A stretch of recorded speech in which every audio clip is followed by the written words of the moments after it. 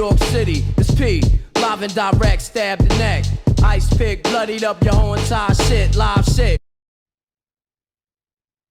Hello, hello.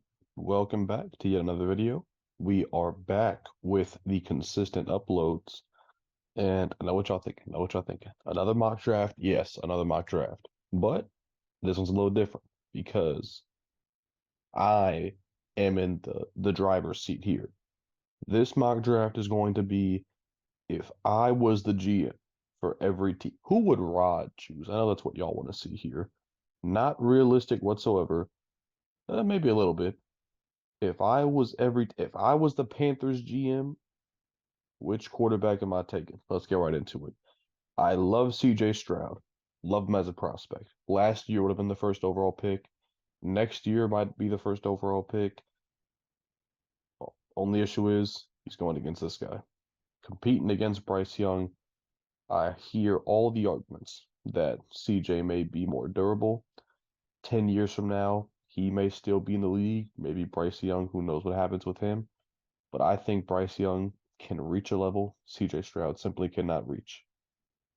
Will he find that in Carolina? Only time will tell. But if I'm the Panthers, I need a guy who's going to give me the highest chance to flip my franchise around. That's Bryce Young. Texans. There have been reports, I don't know about who, that the Texans are only sold on Bryce Young in this draft class as far as the quarterbacks are concerned. So if this happens, we could possibly see a world where the Texans pass on CJ Stroud. We're not living in the real world, though. We're living in Rod's world. And if I'm the Texans GM, I'm drafting CJ Stroud here, and I'm not thinking twice. Absolutely. Just, you got your quarterback. Draft CJ Stroud, don't got to think about quarterback. You let him develop for years and years, and you build around him. Simple as that. Cardinals at 3. The reports they'd trade this pick are baffling because I've said it before, I will say it again. Will Anderson is the best prospect since Joe Burrow, just player in general.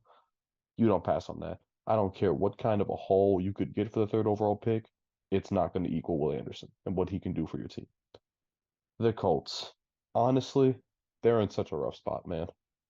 Because even though I like Anthony Richardson as a prospect, this is like the worst landing spot he could go, honestly, because he's going to have to start day one, and he's not ready to start day one.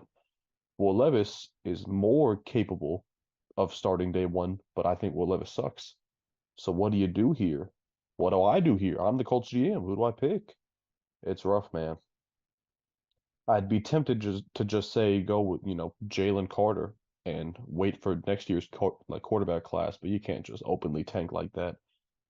I would take Anthony Richardson in this scenario, and man, you just got to pray.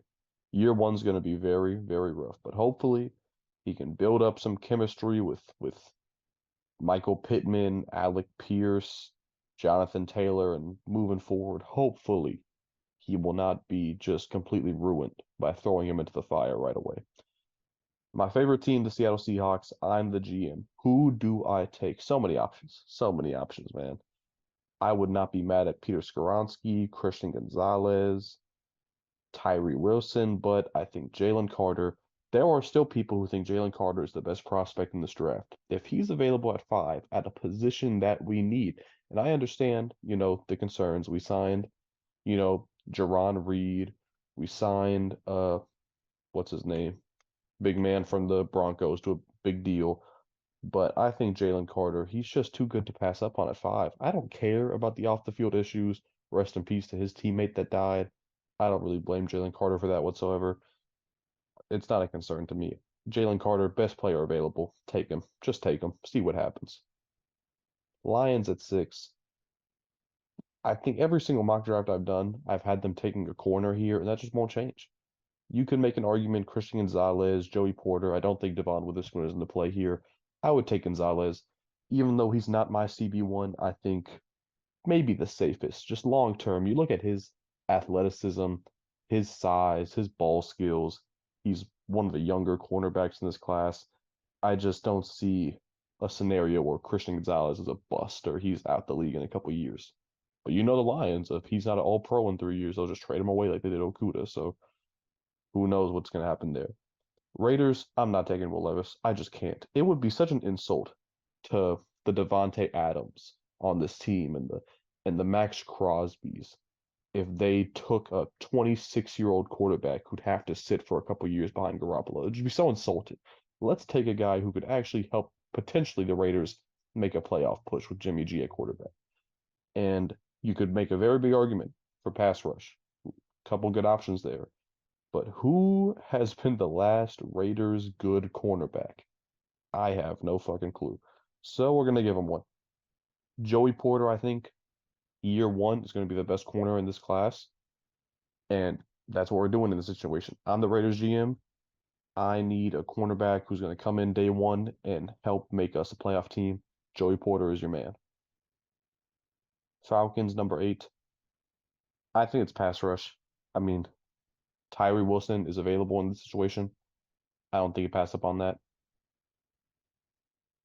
Too much upside. He's massive, freak athlete, shows potential as a pass rusher, but even if he's not, if he never fully develops into a game breaker type pass rusher, I think he still has all the physical tools to be a disruptor in the run game, and I think it's very much worth the number 8th pick.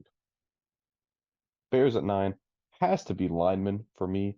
I really don't understand unless Jalen Carter, is available. That's a different story, but I think with the Bears with this pick, you have to protect Justin Fields. He can't get sacked 50 plus times again.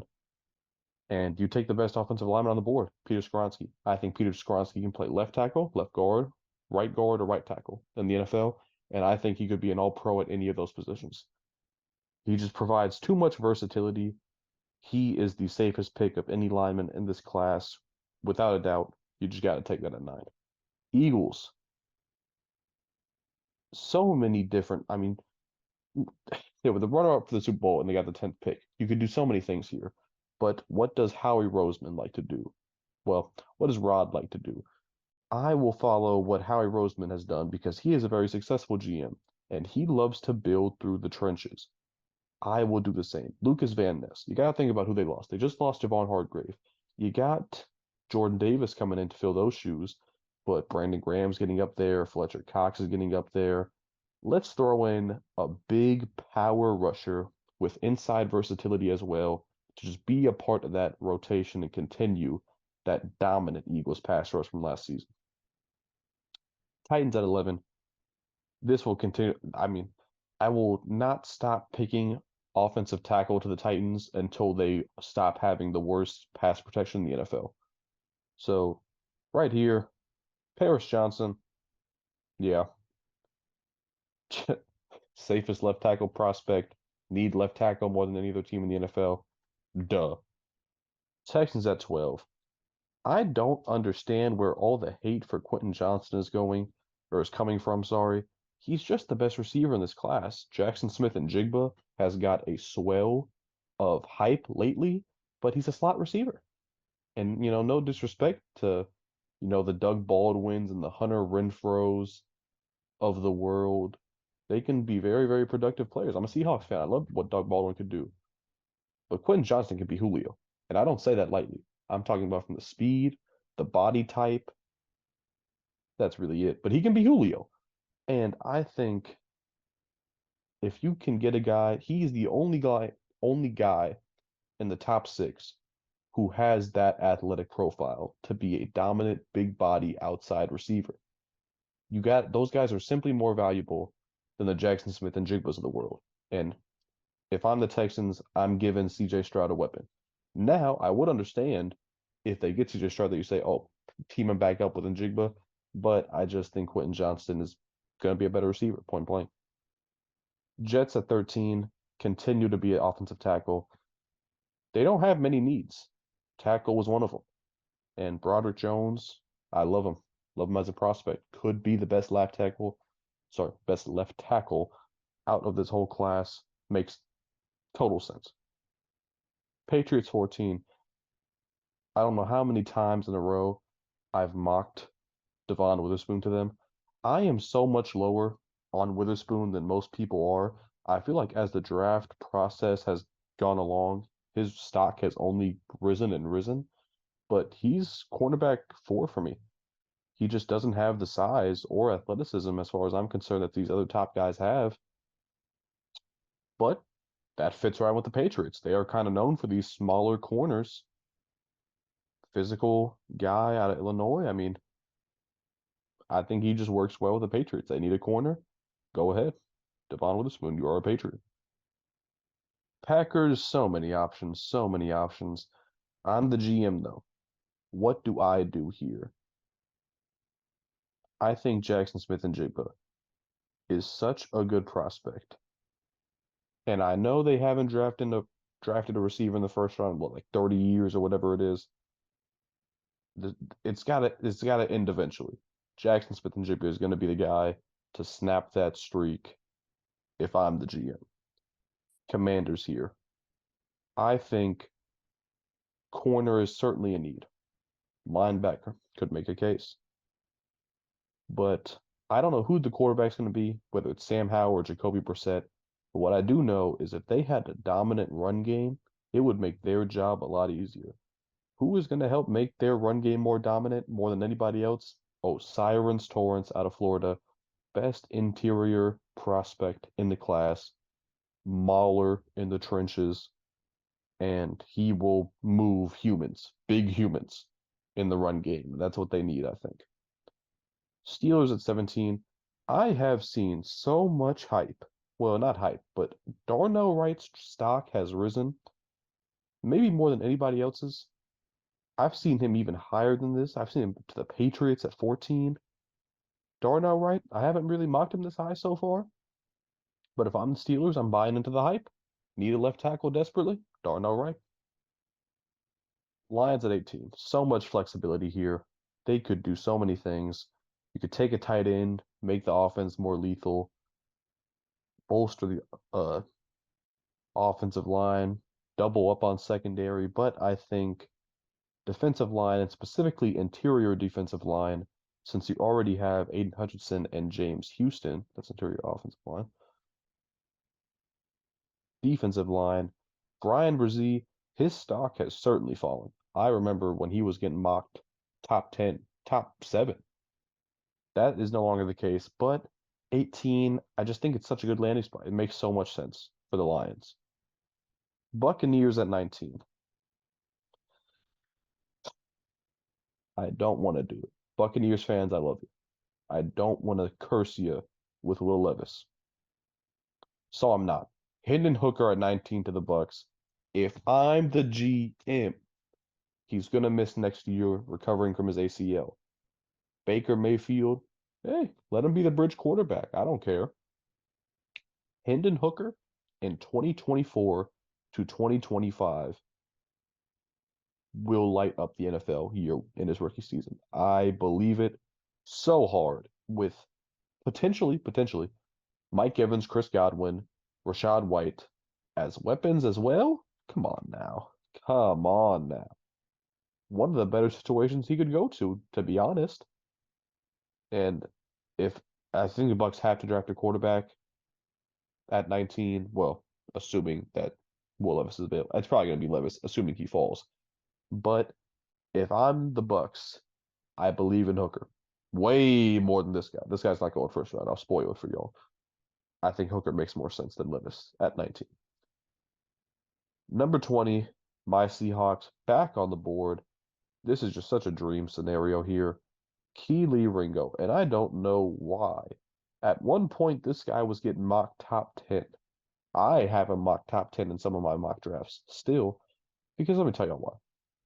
Why am I in love with Kelee Ringo? If you're 6'2", if you're 210 pounds, if you're still 20 years old, if you're 28-1 as a starter, if you have been battle tested, and let me just run down off the top of my head. I don't have a list anywhere of some of the receivers he's gone up against. Jalen Hyatt, Cedric Tillman, Jameson Williams, John Mechie, Marvin Harrison, Emeka Egbuka, Keyshawn Boutte, Malik Neighbors, probably way more than Quentin Johnston. So probably more than I'm not even thinking of. This guy has faced the best of the best. and he's only lost once in his 2 years as a starter. I love Kelee Ringo as a prospect. And in Seattle, I'm almost certain that this guy would become a Pro Bowler in Seattle. At 20, dream come true for a Seahawks fan to get Kelee Ringo at 20. Number 21, we got the Chargers. Look, I don't care whether or not you want to extend Austin Eckler. Bijan Robinson is a top 5 player in this draft class. At 21, you just got to take it. You have to. You can't pass up on that. And maybe let me bring it like this.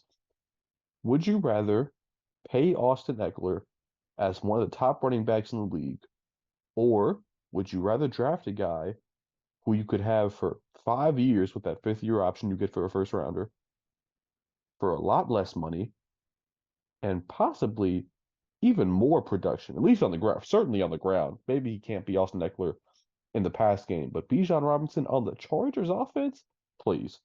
21 pick, easy. Ravens. I know they signed Odell. I know they signed Nelson Aguilar. I know they got Rashad Bateman coming back, Devin Duvernay, Mark Andrews. I don't think it's enough. I think guys are going to get hurt. I don't think that's going to be the rotation the whole season. I think you got to add more receiving talent. Who do you add? This is a tough one. I have to admit, it's a very, very tough decision. But Zay Flowers has the most potential possibly at end receiver in this class. He's small. He's very small. He's a slot guy. But he can make things happen in the slot. That may interest Lamar a little bit. Who knows? But I think Zay Flowers is just an explosive, dynamic weapon in that offense. Makes a lot of sense. Vikings at 23. This is a tough one. I usually go Brian Branch because, yeah, I'm gonna go Brian Branch. And I know that they didn't, that they released Adam Thielen. A lot of people got them taking a receiver, but their secondary still needs help, man. I don't know why they let Pat Pete walk after such a good season, but Brian Branch, and look, if they draft Brian Branch, the next season they're gonna have Andrew Booth back, first round talent-wise corner from last season. Lewis Cine, first round pick from last season. Brian Branch, first round pick in this draft. He'll be playing the slot. Whole new secondary. Very young secondary. Very talented secondary moving forward. That would be a very good situation for the Vikings moving forward. Jaguars at 24.